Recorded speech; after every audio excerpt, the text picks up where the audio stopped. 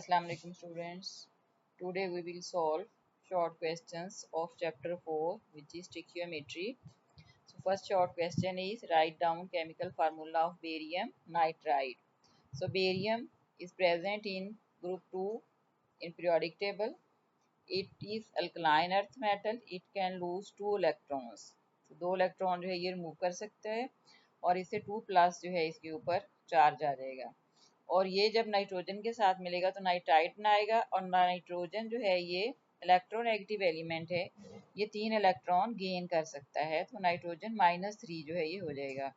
तो जब हम इनके चार्ज बैलेंस करके इनके फार्मूला लिखेंगे तो बेरियम जो है बेरियम +2 और नाइट्रोजन -3 है।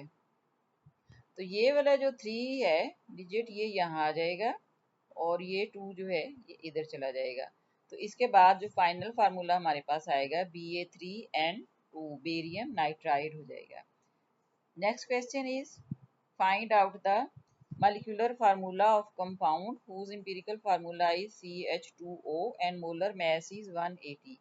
तो यहाँ पर जो गिवन डाटा है उसमें हमें empirical formula बताया गया है और इसका मोलर मैस बताया गया है और हमने molecular formula जो है ये बताना है। तो स्टेप बाय स्टेप हम इसको सॉल्व करेंगे। सबसे पहले हम जो है ये एम्पिरिकल फार्मूला मैस फाइंड करेंगे। कार्बन का मैस 12, हाइड्रोजन का 1 लेकिन 2 हाइड्रोजन एटम है और ऑक्सीजन का 16, 13 ग्राम पर मोल हमारे पास एम्पिरिकल फार्मूला मैस आ जाएगा। फिर हम n फाइंड करेंगे। So n is equal to molecular mass divided by empirical formula mass. तो इससे हमारे पास जो है सॉल्व करके 6 आंसर आएगा।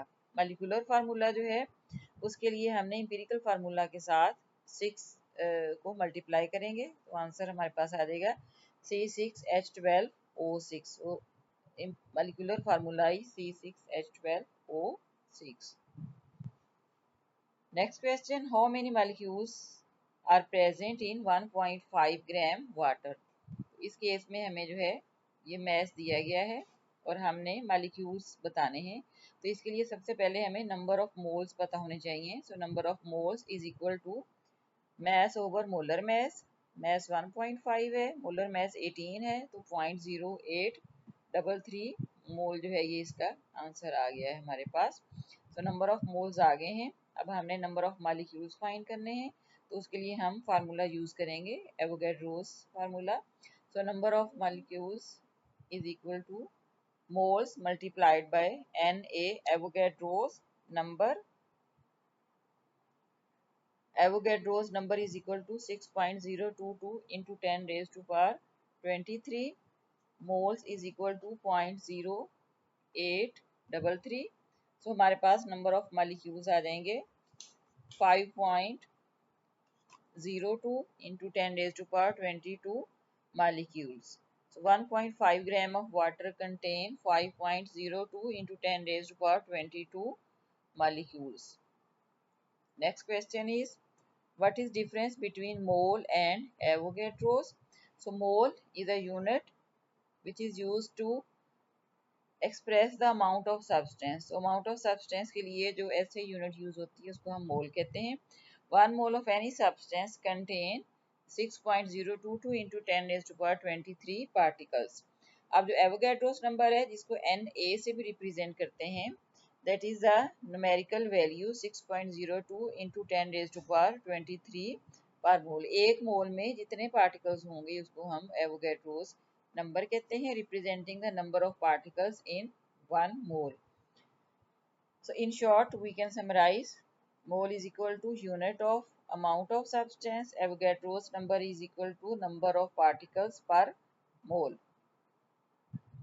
Next question, write down the chemical equation of the following reaction।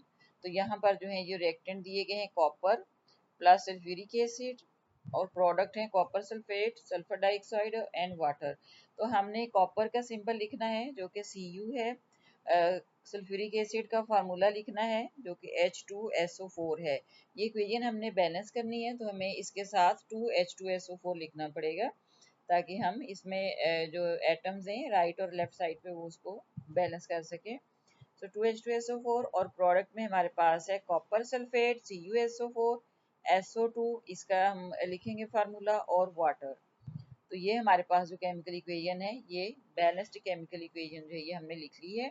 और इस केस में जो है ये कंसेंट्रेटेड जो है सल्फ्यूरिक एसिड ये रिक्वायर होगा। और दूसरी चीज़ जो इस इक्वेशन को बैलेंस्ड होना चाहिए, तो जो भी एलिमेंट्स हैं उनके सिंबल और कंपाउंड्स के फार्मूलाज लिख के हम इक्वेशन या केमिकल रिएक्शन जो है उसको लिख सकते हैं।